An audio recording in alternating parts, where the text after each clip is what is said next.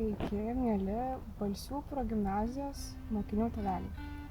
Labai norime pakviesti jūsų vaikus į kadaise itin gajų, o dabar iš naujo besikuriančią vaikų folkloro studiją Bitinėlis.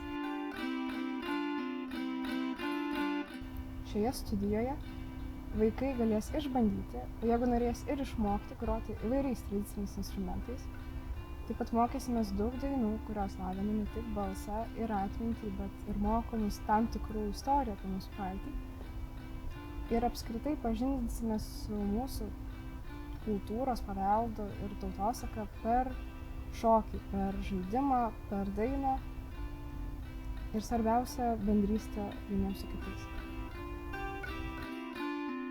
Mūsų didžiausias tikslas yra, kad vaikai muzikuodami jaustųsi saugiai, jaukiai ir smagiai ir kad galėtų išsidūkti, išsirėkti, išsidainuoti būtent lietuviško folkloro kontekste. Tad labai laukiame naujųjų narių ir iki pasimatymo Bitinėlyje.